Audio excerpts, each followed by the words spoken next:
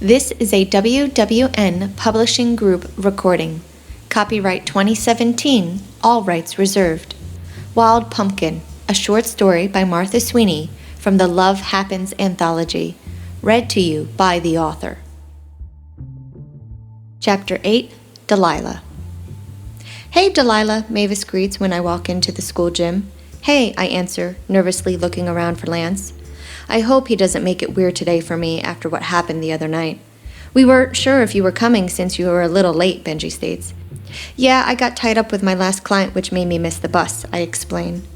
"Did you bring anything with you today?" Mavis asks as she fidgets. "No, I forgot," I sigh. "It's okay," Mavis returns. "I thought it would be cool if you did. We don't want the kids to talk." "Talk? About what?" I inspect. "We're not sure if they know," Tank states. "Know what?" I ask. "You don't know?" Mavis checks. "Clearly," I return. "What?" Tank, Mavis, and Benji look around the room, and my eyes follow, trying to understand. I take note that everyone is here, everyone but Lance. "Lance was in jail," Benji whispers. I choke on my spit. "Bullshit," I say. "Nice try." Mavis isn't smiling, which concerns me. The woman always smiles. "He's not lying," she confirms. "What the fuck happened?" I ask, confused. "They found a bag of pot in his car," Tank explains. My heart pounds harder in my chest. "I didn't even know he smoked," Benji comments. "I mean, if I did, I would have asked him for some, and I would have known if he did, but he never smelled of it." "How much?" I press. "How much what?" Mavis asks. "How much did he have?" I return. Mavis shrugs. "About 30 ounces, Tank states. My heart stops beating and drops to my stomach. My chest starts to feel like something is sitting on it. "Shit," I huff. My brain races as I try to process everything.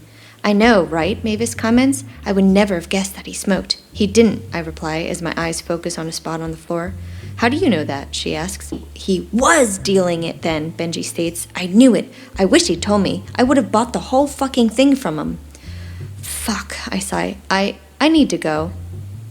"What are you talking about?" Tank asks. "Where is he?" I search. "Who?" Mavis checks. "Lance," I reply. He's either in jail or made bail, D," Tank says sarcastically. "Which one?" I pry. "Which one what?" Tank asks. "Which jail is or was he in?" I investigate. "Why do you care?" Benji asks with a snippy tone. "Aw, you care," Mavis sings. "I knew it. I knew she liked him," Benji huffs. "D," Tank calls with disappointment on his face. "Which jail?" I repeat. "The city's," Tank answers. "I have to go," I say, turning around. "Where?" Mavis checks. I don't bother to answer, pointing my feet to direct me back to the bus stop. "Where are you going, D?" Tank asks, taking a hold of my arm. "I have to explain," I state, pulling away from him. "Explain what?" Tank checks. "I just have to explain," I repeat, unsure of how to tell the truth.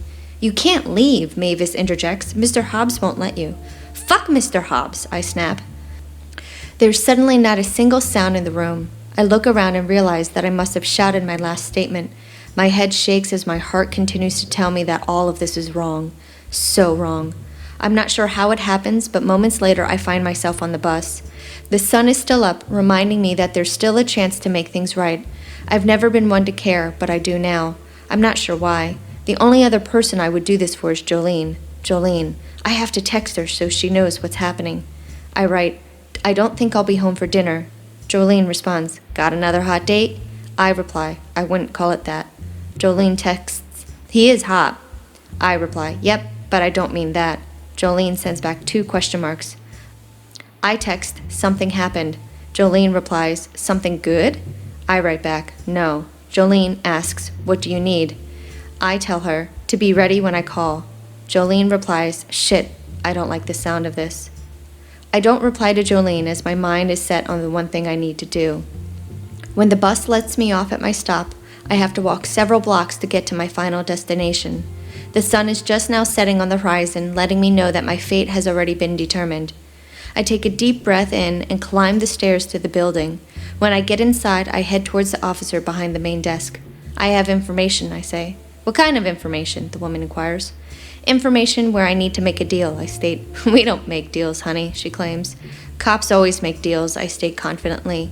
"I'm sure someone will help, especially if I'm the one confessing to something." "What are you confessing?" she inspects. "I need to know that the person who has been wrongly apprehended will be let go before I say," I return calmly. "Just tell me, honey," she insists. "No," I reply. "I want to talk to someone who can confirm it in writing first." I'm not sure how long I wait, but another officer finally ushers me into a room sometime later. So, tell me what you have to confess, the detective states. Mr. Lance Garvey is not guilty of possessing marijuana, I state. How could he not be when we found it in his vehicle, the detective cries. Because it wasn't his, I share confidently. Whose was it, the cop inspects. If you can give me something in writing that he'll be released, I'll tell you, I answer. We need a name, the other cop insists. Delilah Powell, I reply. Who's that? The first cop checks. Me, I answer. This is the end of Wild Pumpkin, a short story by Martha Sweeney. I hope you enjoyed the story. Delilah's story is being expanded into a full novel in the future. Be sure to subscribe to my newsletter to find out about new releases before the general public. You'll find a link in the description below. Also, if you enjoyed this story, make sure you subscribe to my channel to know when the next book is published. Thanks for listening.